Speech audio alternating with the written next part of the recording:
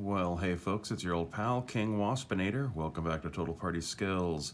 So, in the last two episodes of this little follow along as I ride out in Heroes Unlimited adventure, I'd covered who the villain of the week is and rolled them up, and then I designed a earthly organization that he's working with to try to collect and gather and stop all the magic users on Earth in order to avert some sort of magic-related disaster that he believes is coming to this planet that destroyed his planet prior.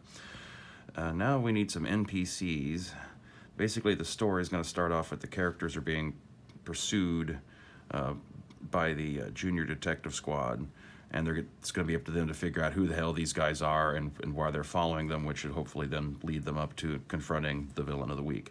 So they're going to need some NPCs and informants to talk with, to try to find locations and figure out motivations and all that kind of stuff. So, and also in the process of doing so, it's kind of helped shape a bit more of what this kind of comic setting is going to be here, set in Detroit. So starting off, I rolled up who the retired champion of Detroit is. I figured, just like in the real world, Detroit's kind of been abandoned somewhat. It doesn't really have a superhero team of its own. There's just a few independents around, and the person who used to be, its main primary guy is now old and retired, and he's called the Arthurian Dream. He's relevant because he was friends with Dr. Detective back in the day, so he would actually maybe know where to get to the detective cave and stuff like that. Next up, I then outlined the Canadian Shield, which is just the word shield, not S-H with dots in the middle of all of them. It's not shield like Marvel. It's more of a pun on the fact that most of Canada sits on top of a tectonic plate that's called the Canadian Shield. So, haha. Its leader is Commodore Canada, who's just someone with incredible physical training. I'm thinking because he's got a college education, maybe he was just an athlete who did something heroic and found himself being elevated for propaganda purposes to be leader of this, ultra-nationalistic kind of superhero team. His second in command is a weapons genius hardware, calling her High Capacity Jane. Just, your standard girl with guns, with subtle sexual tension with her, leader kind of character.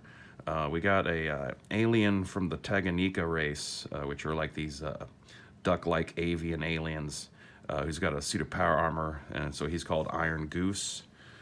And then there's an American liaison to the Canadian Shield, who's got bionics, and she's called Cyberella. And I whipped out the Canadian Shield's organizational assets, and it comes out to be about a 250-point agency. Next, the Criminal Underworld. Just kind of still working on a name, but so far just going with Super Mafia. Its boss is also a hardware character, but this one's an analytical. Going to call him the Investor. He's got a super vehicle. It's just a nice sports car with a flamethrower at the back and a few other things like that. His primary mob enforcer is a actual magician called the Crone. I'm going to say that she's a former member of the Magic Guild of North America, who, because of the new Archmage, has decided to go and join the mob instead. And their organization comes out to about 150 points. Basically, they just invest money and collect money from most of the gangs and criminal organizations in the Detroit and Michigan area, and smuggle things, into Canada and back. There's the Alien Affairs Department, which is a government agency that deals with issues when alien visitors to Earth get entangled with legal issues and other problems. It's a little bit of a Men in Black kind of thing. It's two agents represented for this area. One of them is a human mutant called Titanium White because he can turn himself into metal.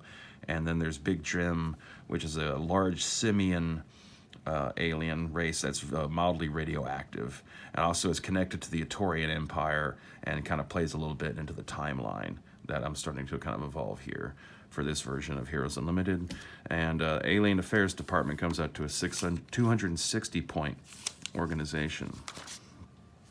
The occult society that I mentioned, we're calling it the Old Guild, and its Archmage is actually a dude who's imbued with power because of a magic weapon, not because he's actually studied magic. He's an archaeologist with a PhD. I'm going with that. He has the Spear of Longinus. Allows him to alter his metabolism, healing powers, can return to the wielder, make him invisible, fly, put up a mystic shield, that kind of stuff. And the old guild's, kind of like a dying out institution with not really a whole lot of benefits for its members and such. So it's only 160 point, despite the fact that it's spread out across the entire North American continent, not just the United States or Canada. Then we got a few other side characters representing the Detroit Police Department's Mutant Affairs Division, which handles most of the non-alien superpowered problems in the city. We have a police lieutenant who also rolled up physical training for, but I'm going with the agility kind of physical training instead of strength, and we're going to have him be called Judo Cop. And then we have a random hero called the Queen, which is an insect alien called Elixilla. And her thing is she doesn't actually control insects or anything. She just has a bunch of little miniature recon robots, and her way of being a hero is she's like, if the characters learn about her and can find her underground lair, she can have information on pretty much any location they could want to know about in the Detroit area. And so as a way as to find the people they're looking for. A random bad guy they could use potentially as a contact to get into the mafia is Mr. Missile. He's a human mutant with sonic flight, and he's impervious to heat and strong and can shoot light beams. Basically, I kind of figure like he's a semi-independent criminal who specializes in like the getaway part.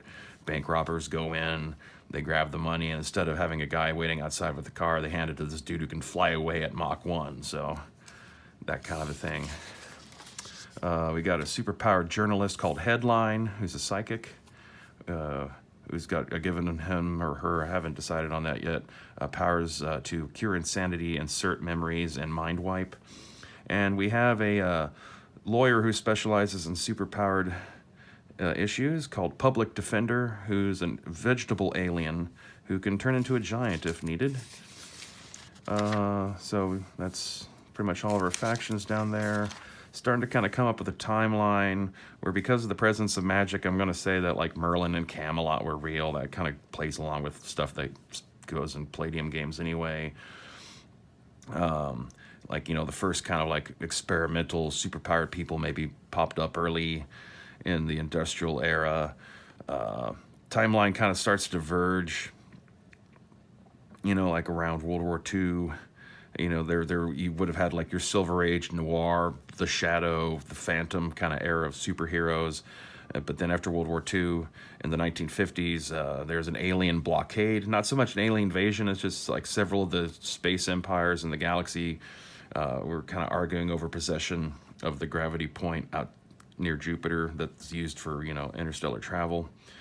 And so that's kind of forced mankind to become aware of the Earth, and so it's kind of led to a little bit of a different timeline. After the blockade, human mutants started to appear. That's the point. So obviously the mutation might have something to do with the fighting that was going on in upper orbit. To kind of balance things out for regular people, bionics started to be developed in the 1970s and 80s. And instead of having like a long war on terror, the presence of veterans in this version of the year 2022 is because of the Vietnam II war. So anyway, that's kind of what I got there so far. Starting to map out like how the encounters and stuff will go. That'll probably be the subject of the next video. So thanks for watching. Stay waspinated. Leave comments, hit buttons, and I don't know, whatever.